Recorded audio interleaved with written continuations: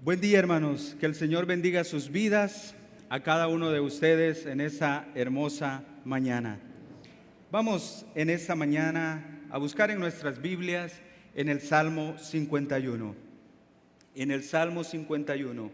Y es que este salmo el tema de esta mañana en este salmo, hermanos, es una oración de confesión que busca la misericordia de Dios.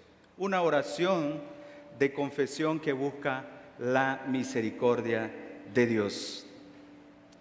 Y aquí, hermanos, el salmista, que desde el principio el salmo nos indica quién es y cuál es el nombre de él, pues experimenta la gracia y el perdón de Dios. El salmista experimenta la gracia y el perdón de Dios y lo hace con una acción específicamente, y es la confesión.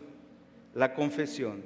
Si bien es cierto, todo este pasaje invita al perdón de Dios, básicamente aquí lo que vemos es una confesión. Y quiero introducirlos, hermanos, en la historia de David y Betsabé. Es realmente un relato significativo en la Biblia que ilustra cómo un leve pecado puede escalar a consecuencias graves. La tentación. David, recuerdan, era el rey que se encontraba en un palacio en la primavera cuando los reyes, dice segunda de Samuel capítulo 11, normalmente salían a pelear, a la guerra. Y en lugar, David, de ir a la batalla, se quedó en Jerusalén, en su azotea, y vio a Betsabé, la esposa de Urías, bañándose. Esta primera mirada fue el inicio, hermanos, de su pecado. ¿Cuál fue el pecado? Atraído por su belleza, David envió a preguntar quién era ella. Al enterarse de que era la esposa de Urías, aún así decidió enviar mensajeros para que la trajeran a él. David y Betsabé tuvieron relaciones sexuales y ella quedó embarazada. Pero hubo en todo esto una manipulación de todo este pecado. Y para encubrir su pecado, David llamó a Urías, quien estaba en la batalla, y lo envió a casa con la esperanza de que pasara la noche con su esposa y pensara que el hijo era suyo. Sin embargo, Urías, siendo un hombre leal, se negó a disfrutar de los placeres de su hogar mientras sus compañeros estaban en la batalla. En todo esto se ideó un plan horrible que llevó a un crimen, porque ante la negativa de Urías, David tomó medidas drásticas. Envió a Urías de vuelta al frente de la batalla con una carta para su general, para Joab, el comandante, ordenando a Urías que fuera colocado en la parte más recia, más intensa del combate, y que fuera abandonado para que fuera obviamente asesinado. Urías murió en batalla y David se aprovechó de eso y tomó a Betsabé como su esposa. Pero eso, como nos indica el mismo pasaje en 2 de Samuel capítulo 11, al final dice que los ojos del Señor estaban sobre toda esa situación. Y Dios envió a un profeta Natán a confrontar a David, después de que Betsabé se convirtió en su esposa y dio a luz un hijo. Dios envió a este profeta. Y Natán le contó una parábola sobre un hombre rico que tomó la única oveja de un hombre pobre, lo que provocó la ira de David. Natán entonces reveló que el hombre rico era David y que había pecado gravemente contra Dios. Obviamente, hermanos, a todo esto, el mismo profeta le dijo que habrían consecuencias. David se dio cuenta de su pecado y se arrepintió. Natán le dijo que aunque Dios había perdonado su pecado, las consecuencias seguirían a su casa. y hubo tantos problemas en toda su familia, y usted puede ver esa historia a partir del capítulo 12 de Segunda de Samuel. Este relato muestra cómo un pequeño desliz puede llevar a un camino de destrucción. Esta es una historia con un poderoso recordatorio de la gravedad del pecado y la necesidad de la confesión delante de Dios. Y es que este pasaje que estaremos estudiando, hermanos, en este momento es cuando David es confrontado, confiesa su pecado delante de Dios. Y también es un paralelo al Salmo 32. Estaremos estudiando en este pasaje que el Señor nos muestra 4 elementos de la oración de un creyente. 4 elementos de la oración de un creyente pecador con el propósito de que se goce en el perdón de Dios. 4 elementos de la oración de un creyente pecador con el propósito de que se goce en el perdón de Dios. Veremos en el versículo 1 y versículo 2 la súplica por el perdón de sus pecados. Del versículo 3 al 5 veremos el reconocimiento de la gravedad de sus pecados. El reconocimiento de la gravedad de sus pecados. Estaremos viendo del versículo 6 al 12 la esperanza del perdón de sus pecados. Y del 13 al 19 estaremos viendo el agradecimiento por el perdón de sus pecados. Ve ahí, hermanos, el Salmo 51, vea el título. Al músico principal, Salmo de David, cuando después que se llegó a Betsabé vino Natán, el profeta. El título de este salmo es parte de todo el salmo en el idioma original. Específicamente es el versículo 1. Además nos indica que este salmo está siendo entregado al director de alabanza. Es un salmo que se cantaba en el templo, en la congregación. Y este título hebreo del salmo lo relaciona con David, particularmente alude a este episodio de la vida del monarca. Participan Betsabé, la esposa de Urías, también el siervo cercano del rey y el profeta Natán. Este pasaje realmente nos debe enseñar, hermanos, que es una oración de súplica por perdón de nuestros pecados. Y vamos a ver la primera, la súplica por el perdón de sus pecados. Súplica por el perdón de sus pecados. Para aquellos que anotan, aquí veremos en el versículo 1 una súplica por misericordia completa. Veremos en el versículo 2 una súplica por purificación completa. Vea, este elemento incluye esa súplica por esa misericordia completa. Dice el pasaje: ten piedad de mí, oh Dios, conforme a tu misericordia. Conforme a la multitud de tus piedades, borra mis rebeliones. Aquí realmente lo que el rey David está diciendo: manifiesta tu gracia y misericordia hacia mí. Solicita el perdón divino, solicita gracia, un favor inmerecido. Y esta súplica está fundamentada básicamente en el carácter de Dios, en las misericordias de Dios. La misericordia es un atributo intrínseco en Dios, es algo que está en Él, ya que acude realmente a aquel que su ser completo está lleno de misericordia. Y podemos ver un paralelo de lo que David está pidiendo en el versículo 1 y versículo 2 con Éxodo 34:6. Vea Éxodo 34:6. Dice: y pasando Jehová delante de él, proclamó. Jehová habla de él mismo diciendo: Jehová, Jehová, fuerte, misericordioso, piadoso, tardo para la ira y grande en misericordia y verdad, que guarda misericordia a millares y que perdona la iniquidad. Éxodo 34:6. Y usted puede hacer 2 columnas ahí y va a ver que a quien David está suplicando es a un Dios que su carácter es ser misericordioso, piadoso, tardo para la ira, grande en misericordia, un Dios verdadero, un Dios que guarda misericordia a millares, que perdona la iniquidad. La idea, hermanos, de misericordia aquí demuestra una lealtad fiable, un amor leal, fiel a lo largo de todo el proceso de la vida. Es un amor fiel de un miembro en el cual se establece una relación de pacto. Y ese amor real, esa relación leal, fidelidad leal, Dios la hizo con usted. Dios hizo un pacto con usted de amor. Con amor eterno te he amado. Te prolongué mi misericordia, dice el profeta.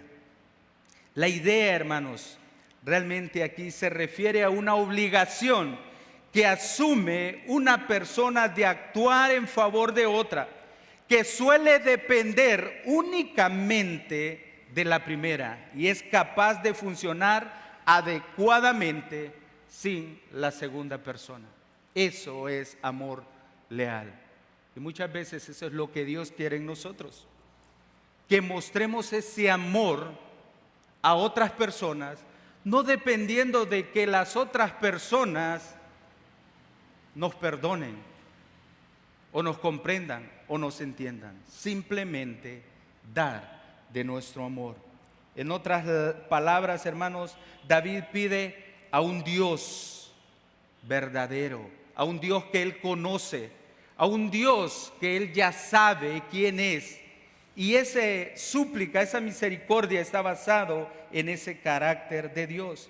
El salmista conoce muy bien a Dios y él sabe a quién le está suplicando. Debe suplicarle conforme a lo que él es. Un Dios que no solo tendrá misericordia, sino que por esa multitud de atributos que vemos en el Éxodo 34:6, borrará por completo sus pecados. Hermanos, cabe mencionar que en este versículo vemos una confianza latente, implícita, basada en la misericordia de Dios. Si el salmista no conociera a Dios, no podría saber que si él puede borrar por completo sus rebeliones. Mire el Salmo 32, versículo 10. Salmo 32:10. Mas el que espera en Jehová le rodea la misericordia. En la segunda parte de ese versículo, el que espera en Jehová le rodea la misericordia. Dios es un Dios, hermanos, que está lleno de misericordia, y esa misericordia rodea a aquellos que le suplican perdón a Él. Así como el salmista confiaba en un Dios al cual conocía, también debes conocer al único que puede borrar tus pecados, a Jesucristo. En primera de Juan capítulo 3 versículo 5 dice: y sabéis que Él apareció para quitar nuestros pecados y no hay pecado en Él. Dice el salmista: ten piedad de mí, oh Dios, conforme a tus misericordias. Y dice también: conforme a la multitud de tus piedades, borra mis rebeliones. Y si bien es cierto, esto puede sonar como sinónimos, pero enfatiza ese deseo, esa fuerza, pide como una orden de que borre Dios sus pecados. Y es que la palabra borrar, eliminar, expresan una acción enérgica, hermanos, en las peticiones de perdón. Cuando pedimos perdón a Dios es porque Él va a borrar por completo nuestros pecados.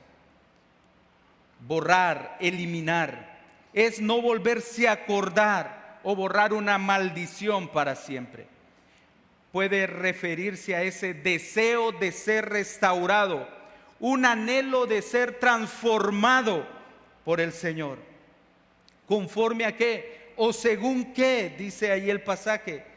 Según las piedades o multitud de tus piedades. Intensifica ese deseo de manera cuantitativa. Le pone precio. Sus piedades, hermanos, son infinitas y podemos acudir a Él. El Salmo 69:16 dice: escúchame, oh Jehová, porque buena es tu misericordia. Mírame conforme a tu inmensa compasión. Hermanos, eso nos recuerda en Romanos 5, 20, 21. Pero la ley se introdujo para que el pecado abundase. ¿Pero qué dice? Mas cuando el pecado abundó, ¿qué sobreabundó? La gracia. Y eso es lo que hay en abundancia de parte del Señor. Por eso el salmista aquí, David, está pidiendo una súplica, está suplicando misericordia completa, porque sabe que esa misericordia es abundante. Esas piedades son abundantes. Vea el versículo 2. Súplica por purificación completa. Súplica por purificación completa. Lávame más y más de mi maldad y límpiame de mi pecado. Hermanos, el salmista está claro qué es lo que él quiere. El salmista está claro que desea que su pecado sea lavado y limpiado por completo, y está suplicando al Señor, porque esta idea de lavar es a profundidad. Esta palabra tiene que ver con asuntos domésticos, lavar la ropa, y el uso para lavar la ropa concuerda con el significado de este verbo. La idea ahí no solamente es lavarla así por encimita o quitarle solamente una mancha que a veces hacemos para poder volvernos a poner la ropa, ¿no es cierto? Aquí la idea es pisar, hermanos, aporrear, golpear esa ropa sucia contra las piedras, ya que la ropa se lavaba de esa manera en ese tiempo, pisándola, golpeándola. Y yo sé que algunos entienden esta idea. Cuando iban al río a lavar, o podemos ver ahí algunas personas que lavan de esa manera. Sin embargo, está utilizando este sentido metafórico con la idea de usar un jabón o una lejía, un producto para lavar una mancha de culpa que está ante mí. Jeremías capítulo 2, versículo 22 dice que aunque se lave con lejía, aunque se lave con jabón, muchas veces el pecado siempre está delante de nosotros. Así el salmista desea ser limpiado del pecado con la minuciosidad con que se lava la ropa sucia. Límpiame de mi pecado. Se toma realmente de la ley litúrgica, ceremonial, en la cual uno debía purificarse para poder participar en el templo. Y es que incluso el sacerdote, si no estaba completamente limpio delante de Dios, no podía participar de los sacrificios, de la actividad en el templo. Miren Levíticos capítulo 16, versículos 2 al 4. Y Jehová dijo a Moisés: di a Aarón tu hermano que no entre en todo tiempo en el santuario dentro del velo, delante del propiciatorio que está sobre el arca, para que no muera. Porque yo apareceré en la nube sobre el propiciatorio. Con esto entrará Aarón en el santuario con un novillo para expiación y un carnero para holocausto. Y vea lo que dice con referencia a la ropa.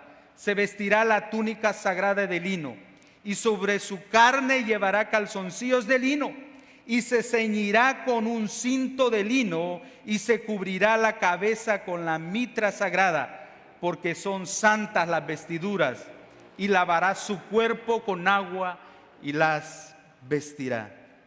Estas expresiones, hermanos, lavar, limpiar, el salmista las vuelve a repetir en el versículo 7, ahí en el Salmo 51, vea: purifícame, lávame, esconde, borra. Hermanos, estas súplicas enfatizan el deseo de David de recibir un perdón total de sus transgresiones, maldades, pecados, con la idea de estar en la presencia de Dios en santidad. Aún, y sin ánimo de ser legalista, hermanos, aún nuestra ropa debe reflejar nuestra santidad interna delante del Señor. La forma en que nos vestimos debe reflejar ese corazón limpio, en santidad delante del Señor. Hermanos, ¿cuál es la manera que suplicas al Señor? Debes examinar tu corazón realmente. Cuando oramos, cuando oras a Dios, ¿lo haces de esta manera? ¿De un lavamiento completo? Debes realmente abrir tu corazón a Dios con un fuerte deseo de cambiar completamente. Hermano, cuidar también nuestra manera de vestir. En la antigüedad la ropa se consideraba una extensión del cuerpo, de manera que si la ropa estaba sucia, toda la persona estaba sucia. Dígale al Señor que le lave, que le limpie de todos sus pecados, ya que muchas veces dejamos pasar pecados que creemos que nosotros no los cometemos. Pecados que los dejamos pasar por alto, hermanos. Pequeños detalles en nuestra vida que creemos muchas veces que Dios no los va a ver. Pero ahí están en su corazón, los cuales usted debe confesarlos. Por eso buscamos a un Dios que nos va a limpiar completamente. Hermanos, cuando esté limpio, tenga cuidado de no volverse a ensuciar nuevamente. La idea de lavarse, limpiarse completamente, realmente es para que usted huela a Cristo. Segunda de Corintios 2:15 dice: y no huelas con olor de muerte para muerte, sino con un olor fragante al Señor. Esto nos lleva a un segundo elemento de la oración de un creyente pecador, porque todos somos pecadores, hermanos. El salmista va a ver más adelante y va a decir más adelante cuál es ese punto, esa doctrina importante en nuestra vida para reconocer realmente el estado de nuestro vea el nosotros. Vea el segundo elemento ahí de esta oración, el reconocimiento de la gravedad de sus pecados, versículos 3 al 5. Estos elementos incluyen, hermano, reconocer nuestra culpabilidad.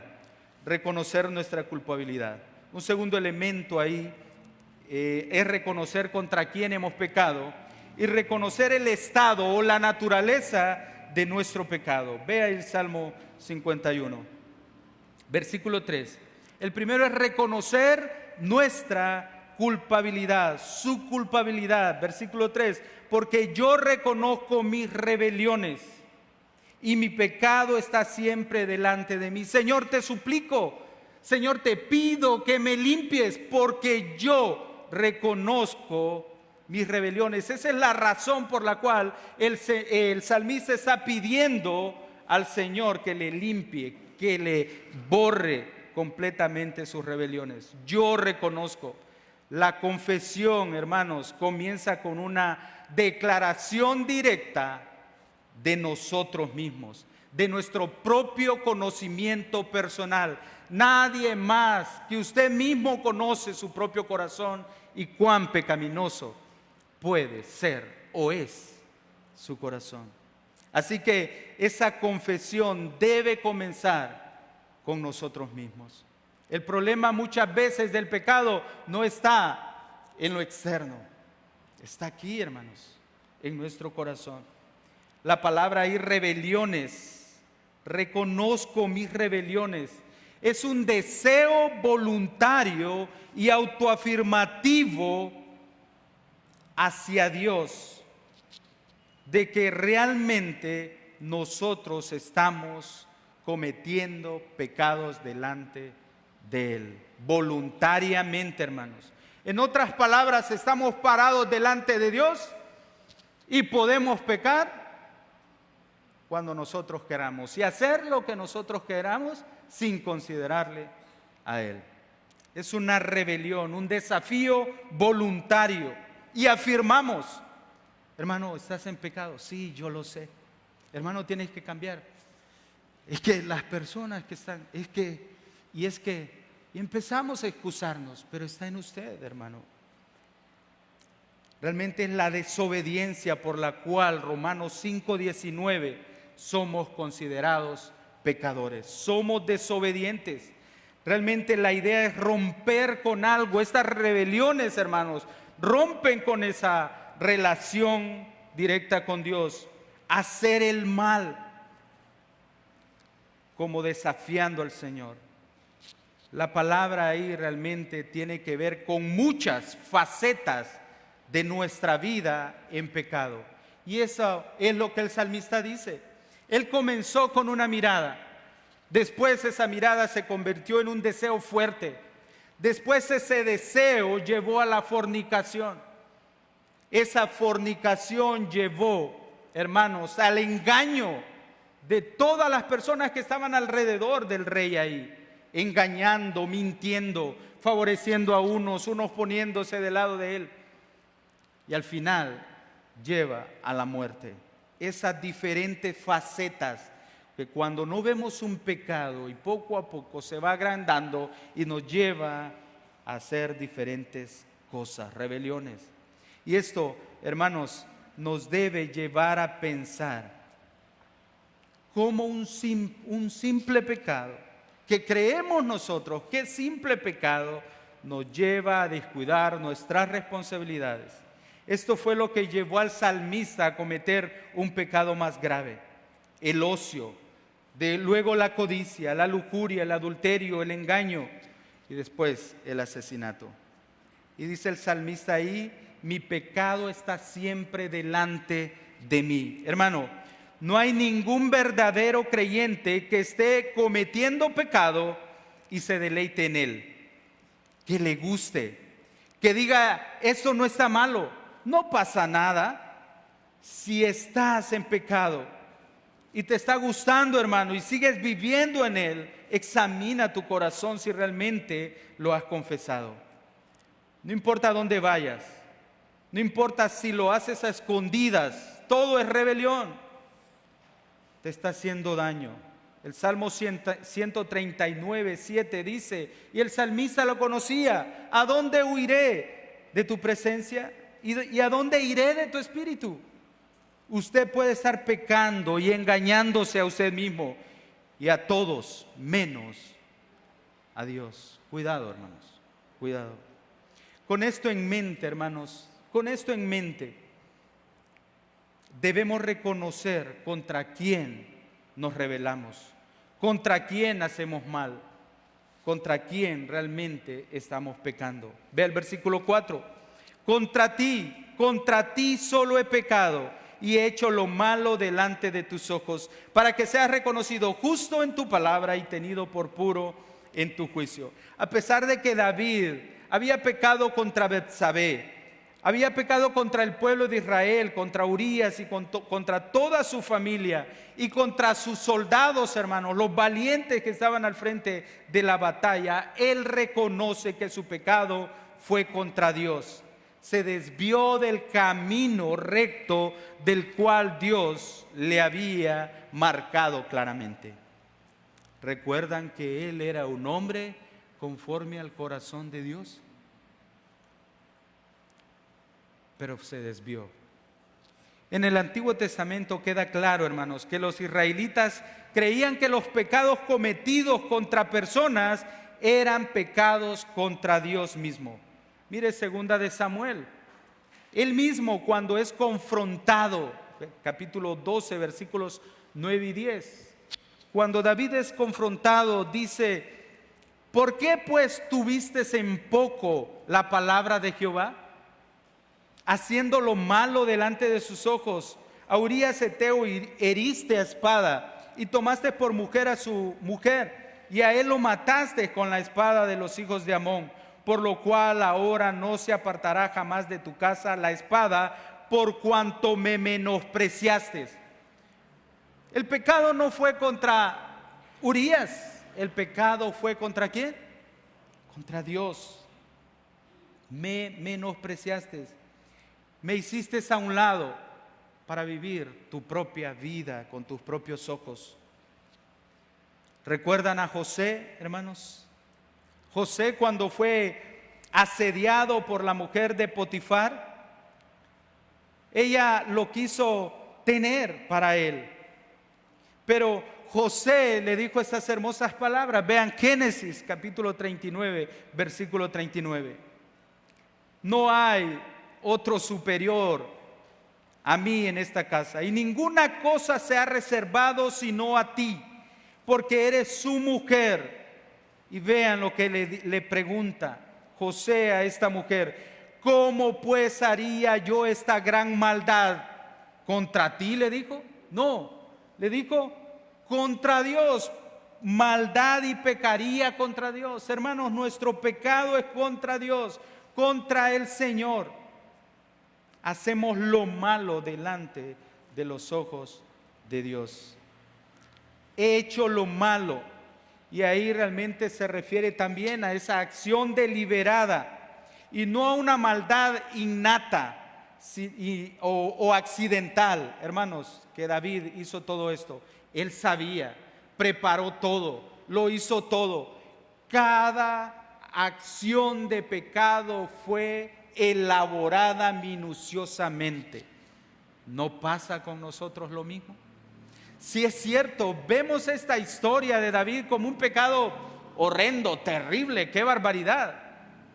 Pero revisamos realmente nuestro corazón.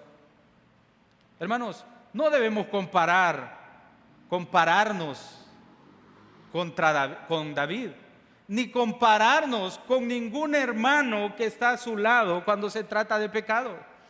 Usted debe compararse con aquel santo que no cometió pecado, Jesucristo.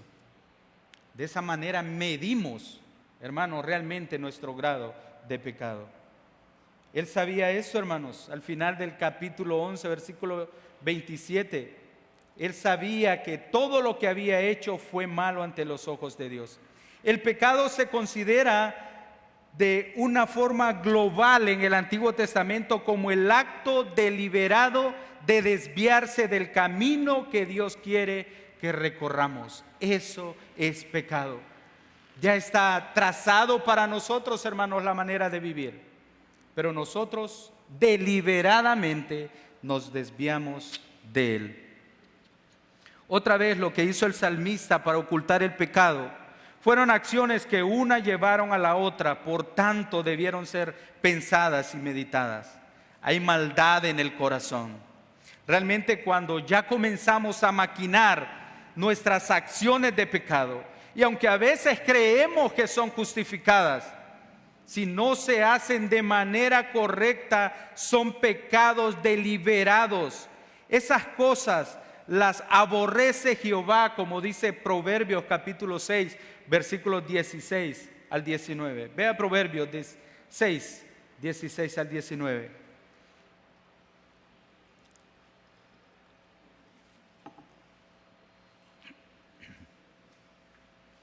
Nos da una lista que aparentemente creemos, hermanos, que no estamos ahí. Pero creo que aquí no hay nadie que por lo menos no caiga en una de esas categorías.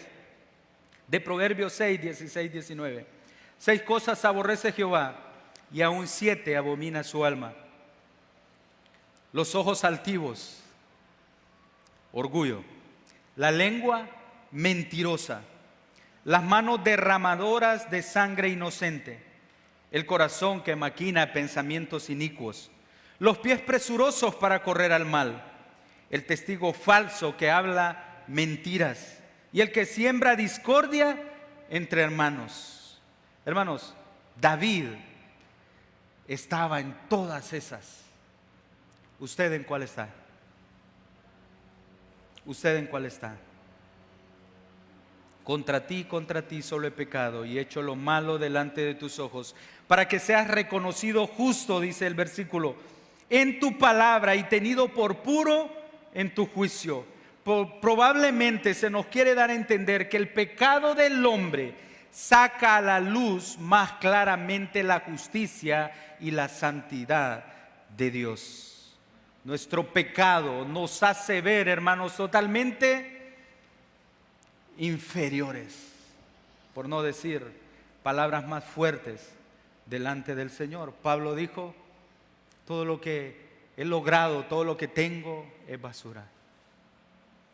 Hermanos, realmente esa santidad, esa justicia es pronunciada como una sentencia de parte de Dios hacia nosotros.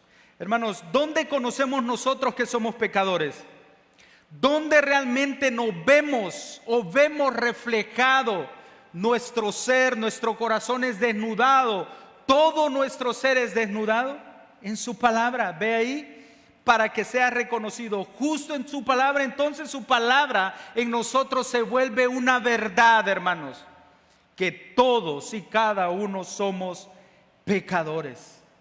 Es en su palabra. Son las únicas que tienen la capacidad de emitir juicio contra un pecador.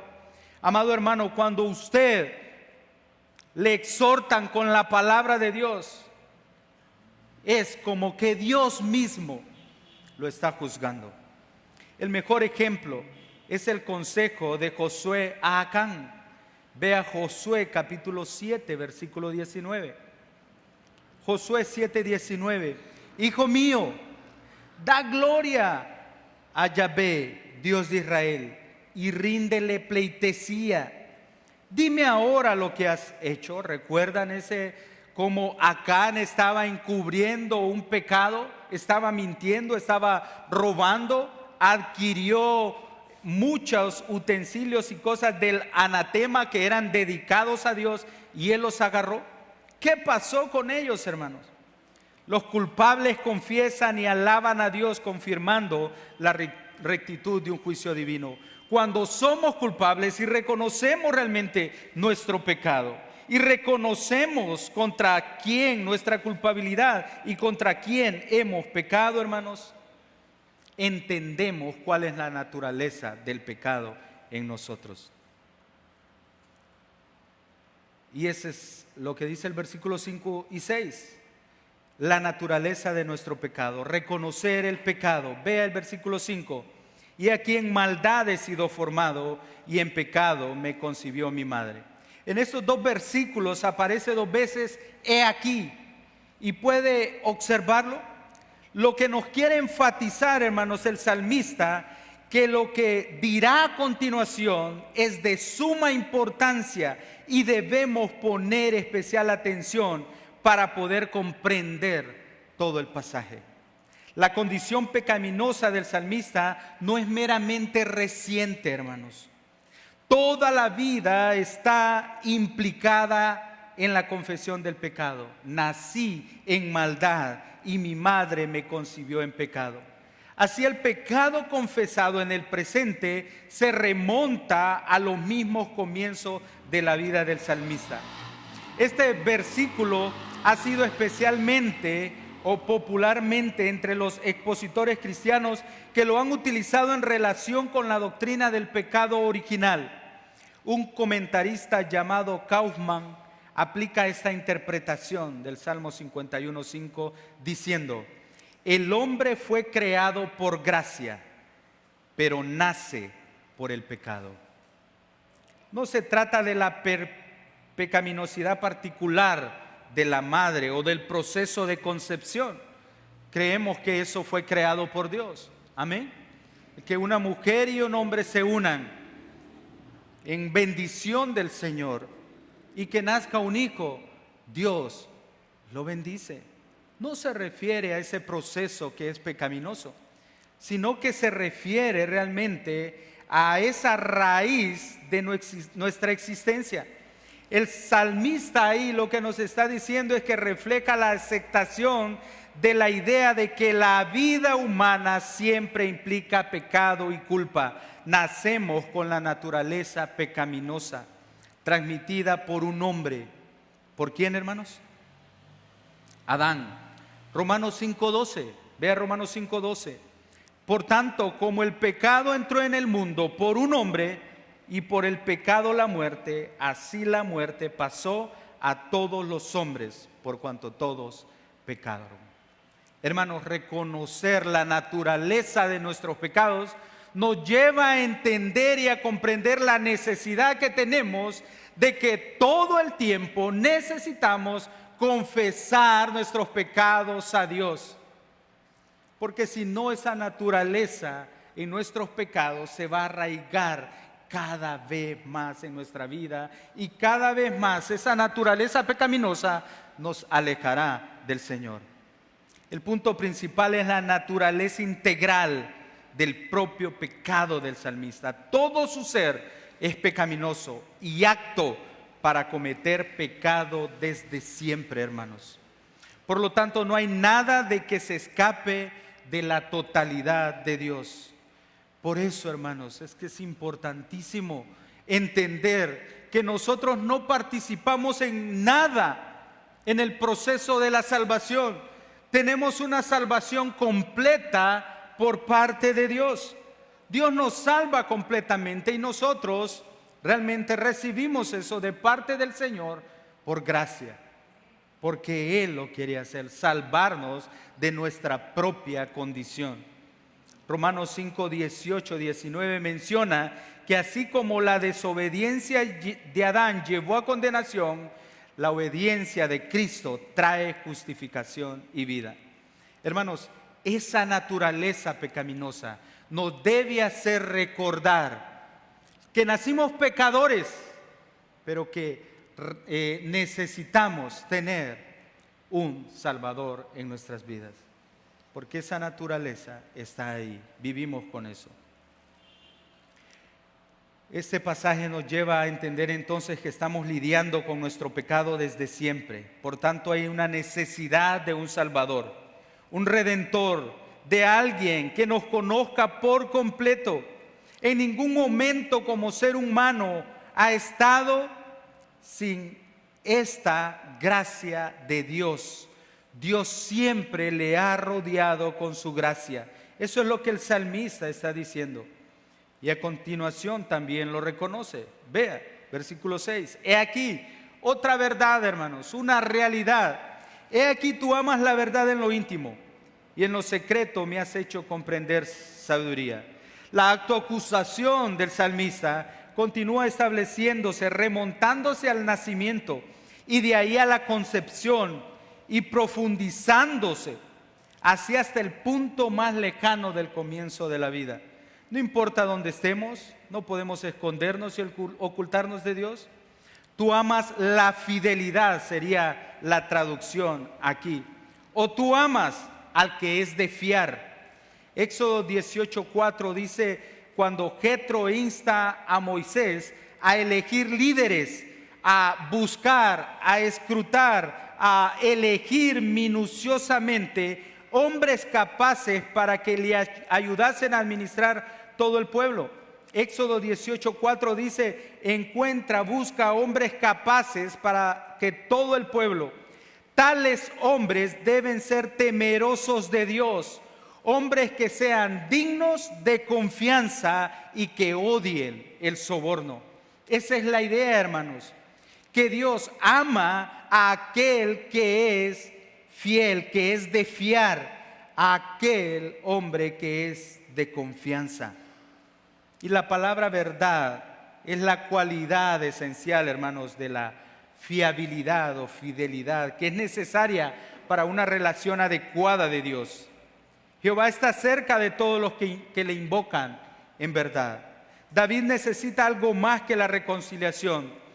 Por muy fundamental que ésta sea, también necesita una transformación en lo más profundo de su ser. Y la transformación viene de depender del amor de Dios para el perdón que llega a través de la confesión.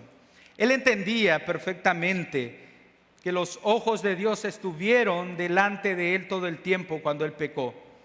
Y que en lo más íntimo, hasta de su mente, él necesitaba ser un hombre fiel y de confianza.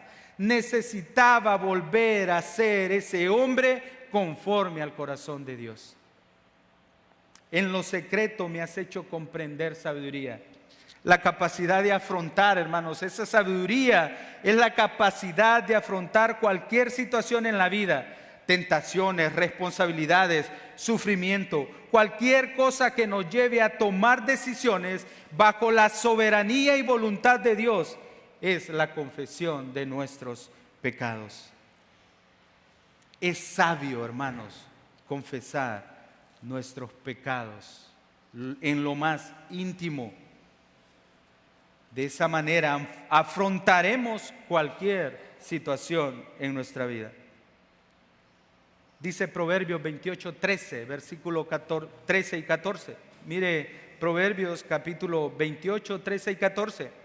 El que encubre sus pecados no prosperará, mas el que los confiesa se aparta y alcanza misericordia. Ve el versículo 14. Bienaventurado el hombre que siempre teme a Dios, mas el que endurece su corazón caerá en el mal. Hermanos, el principio aquí, en lo secreto me has hecho comprender sabiduría. Esa sabiduría, hermanos, tiene que ver con el temor a Dios. Y todo Proverbios habla de ese temor a Dios. ¿Cuál es el principio de la sabiduría, hermanos? El temor a Jehová realmente nos lleva a comprender la magnitud de nuestros pecados. Y al entender esto, hermanos, nos conduciremos en la vida como cristianos sabiamente. Job entendió eso. Job entendió esto. El temor a Dios es el principio de cómo debo conducirme. Hermano, realmente, si no conocemos la gravedad del pecado que está en nuestras propias entrañas, no seremos capaces de confesarlo y mucho menos de reconocerlo contra quien estamos pecando. Y por lo tanto, no nos consideraremos no culpables. ¿Será que somos de fiar? ¿Somos realmente de confianza delante de Dios? Examinémonos. Considerando que Dios nos conoce en lo más íntimo y que no lo podemos engañar con una mentira. Nos engañamos a nosotros mismos. La sabiduría también se manifiesta en acciones correctas y en la elección de evitar el pecado. Apártese del mal. ¿Qué pasa con el que lo busca más bien? Es un insensato, dice su palabra. El insensato no se aparta del pecado, sino que se mantiene ahí. Jesús habló, hermanos, sobre la importancia de orar, suplicar por la misericordia de Dios. La parábola del publicano y el fariseo, ¿recuerdan? Lucas 18, 9 al 14. En Lucas 18, 9 al 14, Jesús cuenta la parábola de un fariseo y un publicano que oran en el templo. El publicano, que es un recaudador de impuestos, se presenta ante Dios con humildad y súplica por misericordia. Dice el publicano: oh Dios, ten misericordia, sé propicio a mi pecador. Hermanos, los otros simplemente se pumpunean el pecho nada más. Porque ese es el contraste de un hombre que pide misericordia, que reconoce su pecado delante de Dios, a uno como el fariseo que se jacta de su rectitud. Jesús concluye al final de este pasaje, en el versículo 14 en Lucas, concluye que el publicano, al reconocer su necesidad de misericordia, fue justificado ante Dios, fue presentado justo delante de Dios. Otro pasaje donde el Señor nos muestra que debemos suplicar a Dios es en Mateo capítulo 6, versículo 12. Y todos conocemos la oración del Padre Nuestro.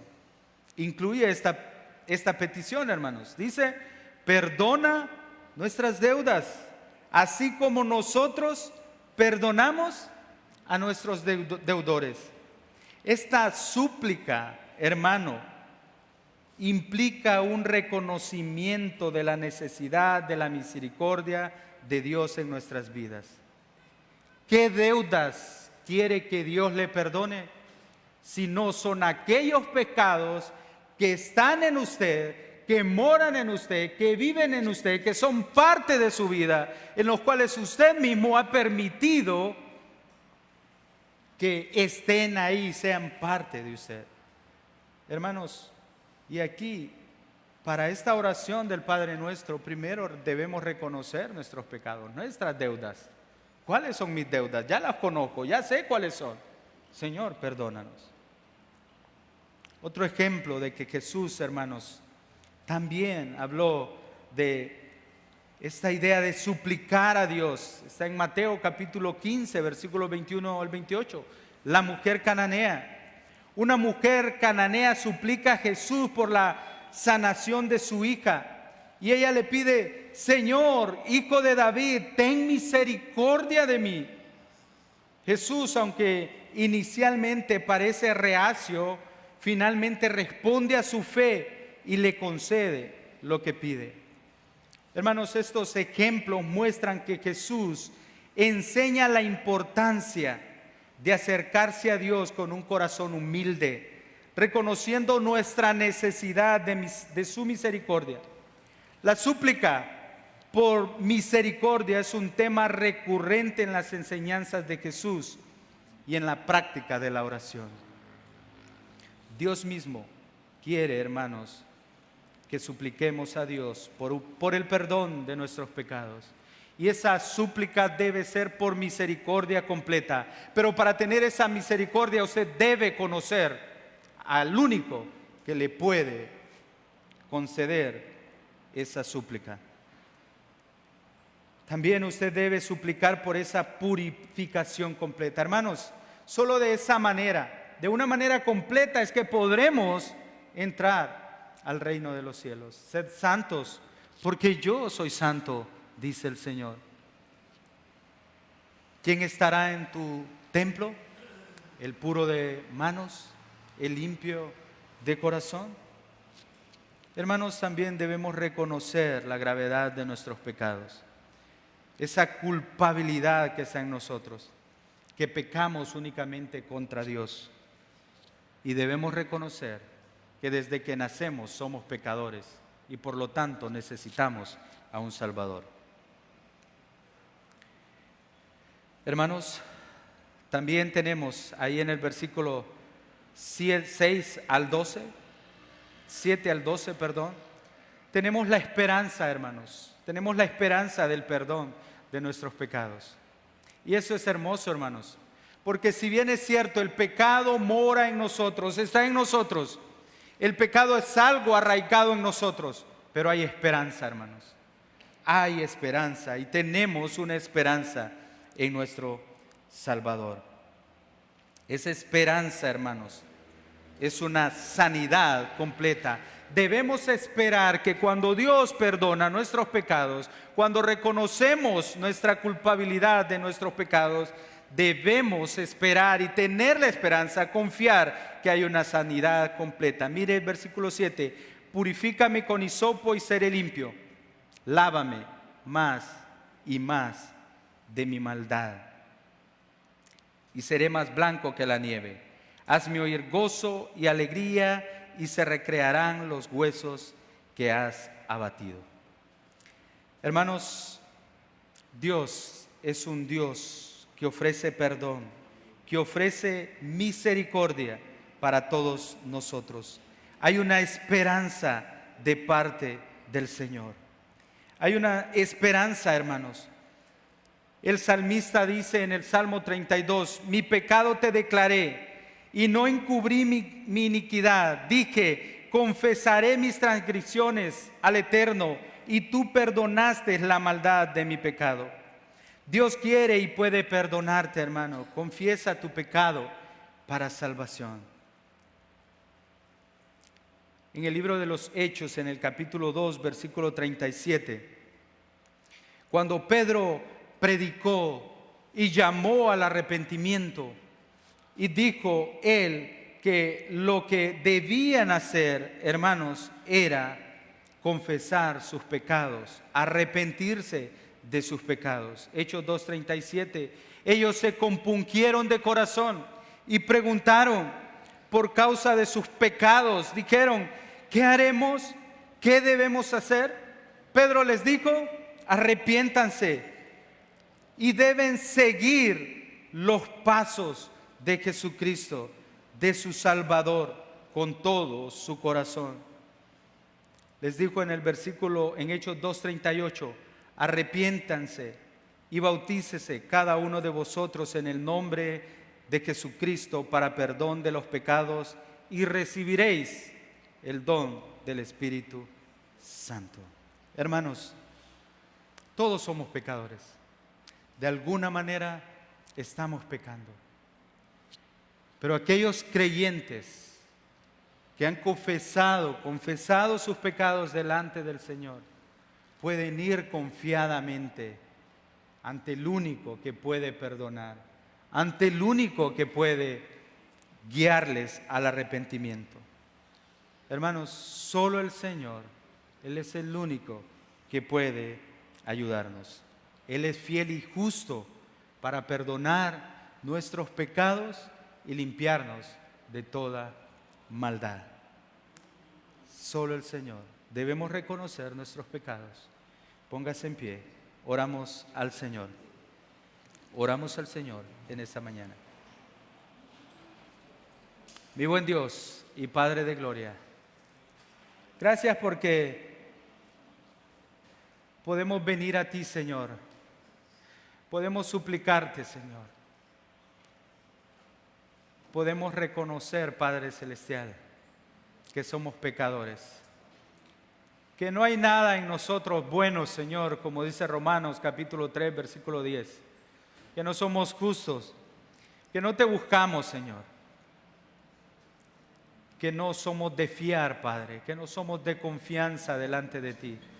Porque nuestro pecado está siempre delante de nosotros, Señor, y no hacemos nada. No hacemos un cambio, Señor. Te pedimos en esta mañana, Padre de gloria, que nos ayudes, que nos des la fortaleza necesaria para presentarnos delante de ti en oración, Señor, y estar dispuestos a que tú, Padre Celestial, nos limpies completamente, que nos guíes completamente, que nos laves completamente, Señor. Pero ayúdanos a reconocer nuestro pecado, Señor. Somos pecadores, Señor. Somos pecadores por nuestra naturaleza, Señor. Ayúdanos a siempre, mi Dios, ver tu palabra, quien nos indica, Padre Celestial, cuán pecadores somos y que nos dice, Señor, cuánto pecado tenemos en nuestro corazón, Señor. Padre, pero también te agradecemos por tu Hijo Jesucristo, por el Salvador, Señor, que tú nos has proporcionado para la limpieza de nuestros pecados.